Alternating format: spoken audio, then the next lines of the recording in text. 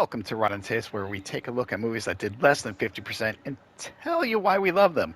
Today, oh my god, we are revisiting our childhoods. We are going to do Teenage Mutant Ninja Turtles, which has a 41% score, which shouldn't be this low, but I am excited to do this. Obviously, with me as always is Soto. How are you doing today? Hey, I'm doing good. I'm excited to talk turtles. Now, we're going to do all three movies. So there's going to be three total episodes. So we're going to do the first movie first, and we are going to look at part two and part three. So for this big occasion, we had to bring in a third person to do these three movies. So for a guest, we do have Lee, aka the Essential Gamer. Lee, how are you doing today? I cannot wait to discuss Raphael's lack of self-control. I need to talk about it. I need to Uh, talk about it. we're going to have a lot to unload. So for me Woo, let's do personally, this.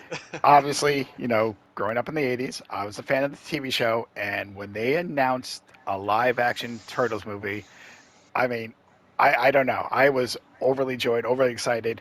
I grew up Turtles and He-Man. Those are my two. TV shows, toys, Yes. everything. That was Yeah. me in a nutshell. Um, we'll start with you, Lee. What got you into the Turtles? I think I was cartoons then movie. I'm pretty sure, and the toys obviously, because everything was marketed to our fragile little brains. I love the little punching turtles and the van and all that stuff. And then yeah, they brought out the movie, and I was like, yes, it's finally time to see them in action properly. And that surprisingly, the action scenes kind of worked. I was kind of curious how again looking back this because as a 12-year-old when I saw the movie, I'm excited. As an adult, I'm like, it kind of works for the most part. Again, you got to imagine turtles doing ninja stuff. Yeah, um, you do. but You don't have to imagine it. You can just watch it with your eyes because it I happened. know, but still, the cartoons they're flying all around. But to do a live action one, but Yeah, Soto, when you heard they were doing a live action one as a kid, what was going through yeah. your thought or your mind for it? I remember specifically, I used to read this magazine. I want to say it was called like Fangoria magazine, and this is back in 1990, so I was like 10 years old reading these like kind of special effects and makeup things. And they announced it there, and I saw what the pictures were going to look like, and I was just like, holy shit, because I started off with the cartoon as well, and obviously the cartoon is its own entity. I watched it pretty much every day before school, at like 7 o'clock in the morning, whenever it came on here in the states every day. And so when I saw something like that realized and saw that it actually looked at the time like quality, I was pretty fucking pumped. And I'll never forget the whole experience going to the movie theater with my mom. I think we went to a place in Los Angeles called Palos Verde Theater, and it was interesting because it was the first theater that I went to. Now this is kind of commonplace, but it's the first theater I went to where they had hot dogs that they served, like that you could eat hot dogs and shit. Like there was a new concept that if you went to theater, you didn't have to eat popcorn. You could actually eat like nachos with cheese on them, which sounds ridiculous now because of how common that is. But back in 1990, it definitely wasn't.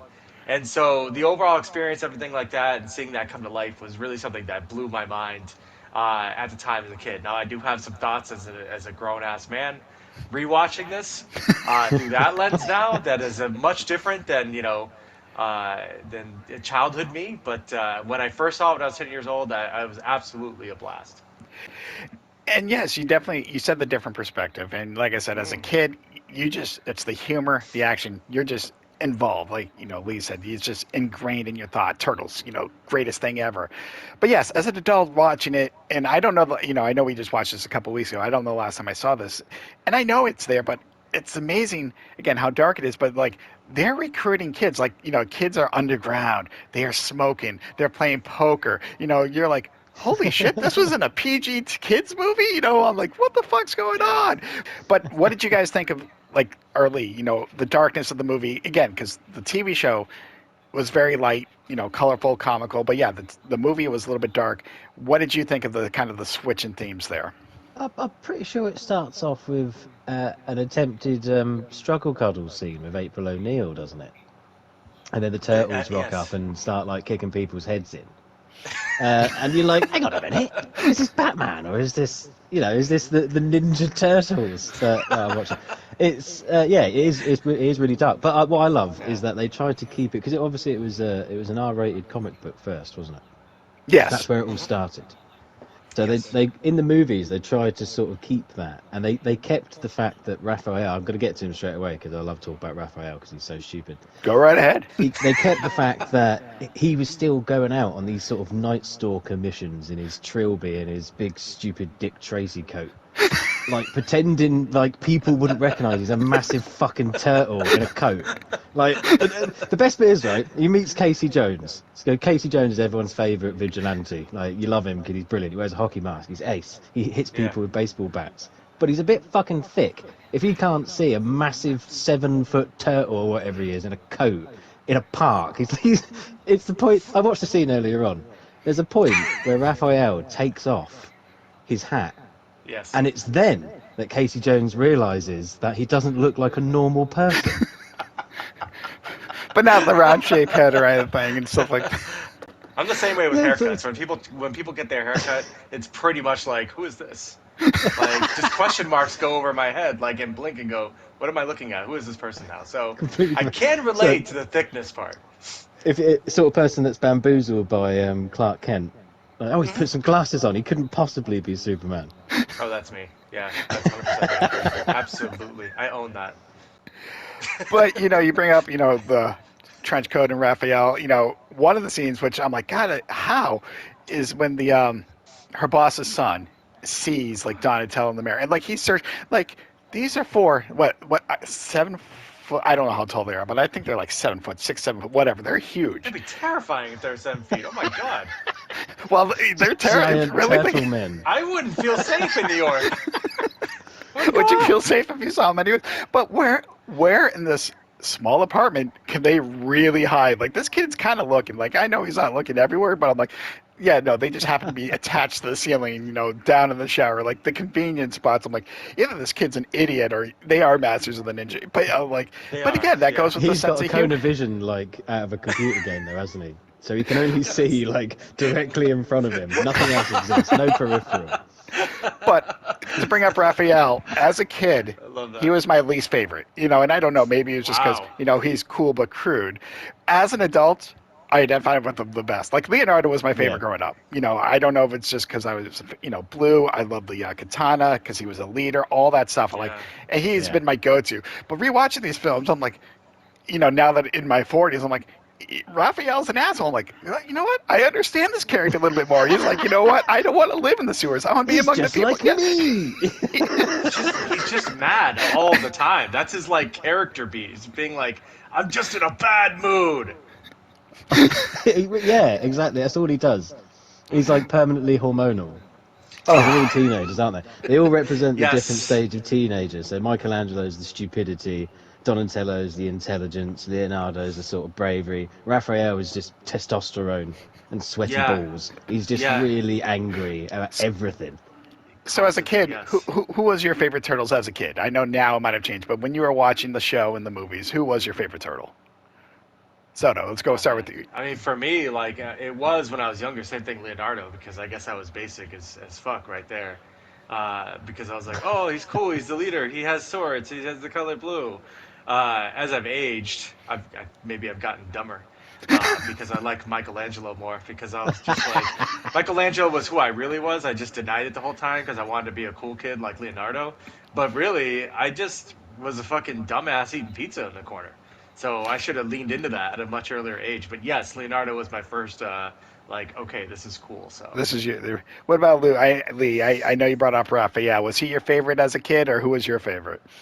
No, he wasn't. It was Donatello, and it still is. He still is my favourite, Donatello, because he Yeah. was always the quiet guy in the back, and he would mind his business and do his technology. But if you pissed him off, you get in the stick. yeah, And Yeah, that was, I He's kind of purple. felt, yeah, it resonated with me a bit. And purple, favourite colour. Purple. So it was That's true. it was You know always what? Donatello Yeah, stuff. all right, the purple. Yeah.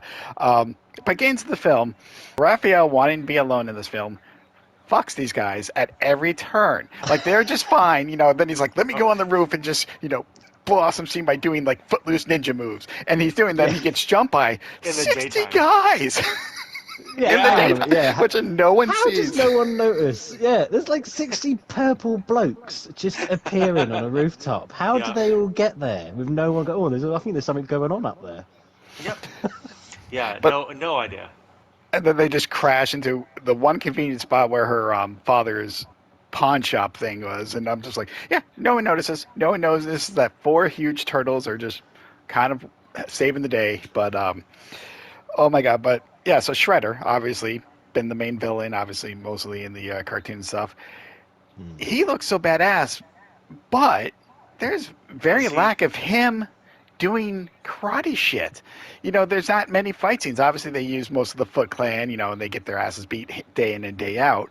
But I would have expected more fighting with Shredder. Basically, he starts kicking their asses at the end, and then all of a sudden Splinter just pulls out the nunchuck, throws him over the edge, and that's it. It was so anticlimactic. For a main bad guy, I'm just like, that's Yeah. it. Now, obviously, we know he comes back for the sequel, but at this time, you're just like, that's it. Did I miss something? Like, is that all he does is con kids and get his ass kicked by a rat? Well, before, okay, so we need to address the Splinter situation because I have a very major question about this because I'm in the situation here now. If I remember the cartoon correctly, like he was a dude that turned into a rat. Isn't that Correct. correct? Like That Hamato was Yoshi, all correct. that Yeah. shit. And the TV Okay. show, correct. And then they Yeah. got, they kind of more explained, yeah, they got into the ooze or whatnot. In the movie, he's just a fucking rat that learns martial arts by watching his master, and then somehow learns English and But with a Japanese because obviously Japanese was his first Japanese language. accent. But at first, yeah, exactly. So now he's Japanese first.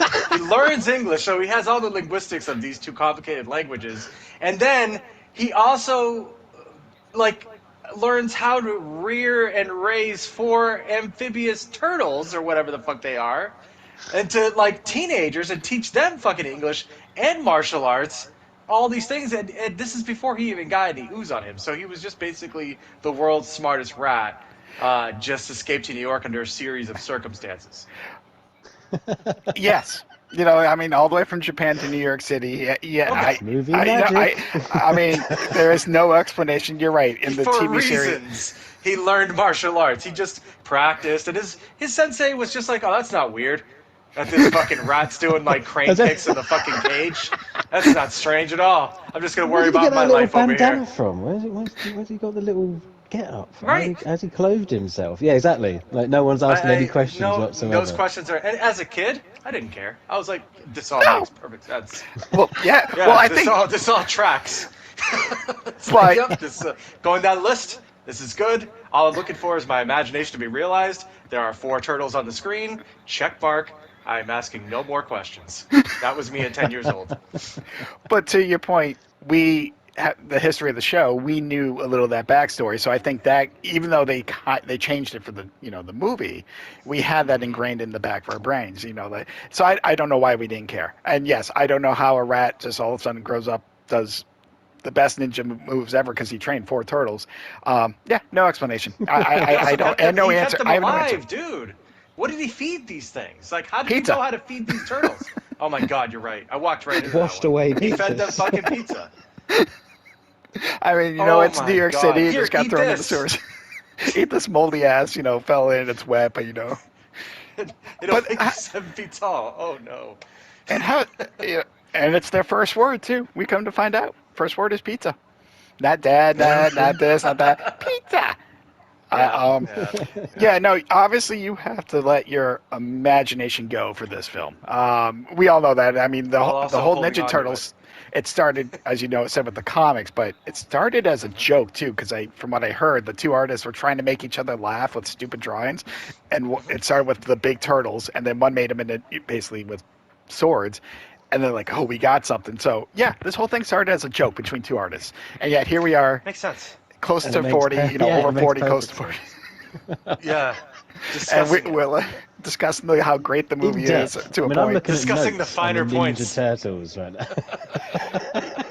But I think it works because of the juvenile humor. And we've talked about this in past films that we like, Soto. When it has the juvenile humor, like a fellow Chucker, hey, and they're just doing, I don't know how he does, all the things. I'm like, I think the Foot Clan actually did better than Mikey did.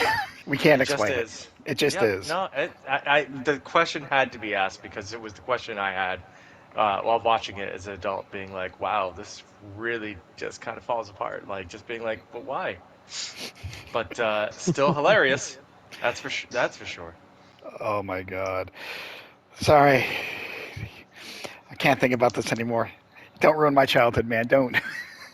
Oh no, I won't. I won't. We'll discuss more. Which, by the way, I also have another point Go ahead. that the most that yeah, I know we were just talking about how dark like this movie is in New York City and all that stuff, and it's true. And New York City is pretty dark, but like the worst crime that the Ninja Turtles are dealing with is just like purse snatching and karate. Like, not drugs, Unlicensed karate. not Yes. guns,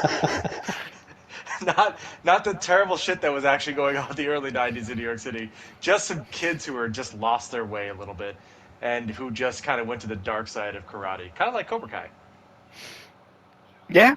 Ah, yeah. Didn't even think about that. It's actually just a real big retelling of Karate Kid. It is Karate Kid Part Two specifically. Yeah, absolutely. Oh my The god. Okinawa one, that's for sure. But yeah, no, I mean, this movie has a lot going on. I did like the fight scenes. Again, it is amazing that something like this was able to be put together. At the time, the animatronics were pretty good. I think, was it done by Jim Henson? Yeah, Jim Henson did it. So it He was was a pretty part of. quality. Yeah, it Yeah, looked it was. believable, Yeah, and it they did shot a lot of well. it in the dark, but yeah, it made sense in the dark. I mean, But this was it also. basically Go ahead, Lee. Go set the ahead. DNA. Sorry, yeah. I was just gonna say, it basically laid out the DNA for every episode of the Power Rangers, didn't it? Yes, it It's did. just exactly the same thing. Bunch of goons attack heroes. Heroes sort of fail a bit, but not enough to be hurt. They'll come back later. They're just downtrodden, bless them. And then at the end, it's all ninja moves and backflips, and everyone loves it. See you next week. And Yeah, Did, that's all did, the wa- turtles were. yeah. And I if they'd mean, stuck with did that, it they would have learn been all right. anything? Did they go on a character arc, and did they learn and become different than they were at the very beginning? Like, did I Casey need. Jones grow? well, hold on, hold on. Well, Casey Casey Jones Jones. kind of, I would say, grew a little bit. He feared, being in the sewers. He was claustrophobic. Um, I mean, he accepted Wow, them, He learned to but recognize turtles what from a 10 feet away. challenge! He was only rewarded for his bad choices. He was a total asshole the whole movie, and he's still got the girl. Oh my god! well, it was There was no 1990, arc. so that's There how was these no movies were. lesson. There was no lesson. No, all right, no, no one learned a thing. We that means that we learned a lesson as the audience. That's what happened in that situation. Like, wow, we're better. We need to be more like the turtles. It Oh my was. god! So I know we're going to get in the next two sequels soon, but is there any other points about this movie? Because I know we've made fun of it, but honestly, this embodied my childhood, and I know embodied both of your childhood too. Because we, like I said, Yeah, we grew up as Turtles fans. From the show, the toys, the movie, and despite its flaws, and we didn't care as 8, 10, 12-year-old kids. We just saw live Turtles, and even as an adult, it brought me back, and I think that's why the first one's great. The next two we'll get into. more complicated. They had dreams. They had ambitions. Yes, they did. Um, They did. they tried. I mean, that first one though. I mean, even that like you said, like that last scene with Shredder, it had a sort of. It wasn't necessarily iconic, Mm. but it definitely had all the iconography that you expected of the Turtles, and they did it well. Yeah, Yes. Yep. and yeah, it was based off a little bit off the first comic because yeah, they killed the main bad guy in that comic, so Hmm. they had to create all these bad guys. But we'll get into the later bad guys in these movies. But yeah, it is Turtles. It was Splinter just threw him off the edge, said cowabunga dudes, and then I made a funny. I So made the funny. Yeah, he did. uh, He really did. I mean, for me, like like the Marvel movies that we see now, whether whatever your opinion is of those movies, this was like for me, at least in my life, the first time that I was like, oh, my imagination is now translating to something that I'm going to go see in a movie. Hmm. And I used to be the same way about like Marvel comics too. Like there was a part in my mind where I was like, okay, that'll never be able to put on film because of just the dynamic and because it'll just never happen. And now 40 fucking movies later, like, that's already been realized to the point now where Is it's that like, all it oh, is? it's It feels mundane. like so many more than 40. It feels like 40. I'm It watching feels it like a right now in a never ending. timeline, and it's like, oh God, how did we get here? But this, the Turtles movie was my first like touchstone on something like that, where I'm like, oh my God, something can actually be on the movies and actually Back look when it was past them. pure. Back when it was real. Yeah, back Now- before the internet ruined Ruined everything. everything. We used to have to read some magazines and hope that they would tell us the truth. We didn't know. All right. Well, Soto, Lee, thank you. That You're is our welcome. episode for the first sort of movie. But on our next one, we are going to talk Teenage Mutant Ninja Turtles 2, The Secret of the Ooze. Oh, I Find out can't where they wait. came from. So, Oh, I want to know what the secret I'm is. going to ooze right now thinking about it. Yeah, all right, too let's late. leave it. Let's leave it at that. But thank you all for who watched this. What were your thoughts of the original Turtles movies? Is there any other movies you want us to take a look at and review? Until next time, cowbunga dudes.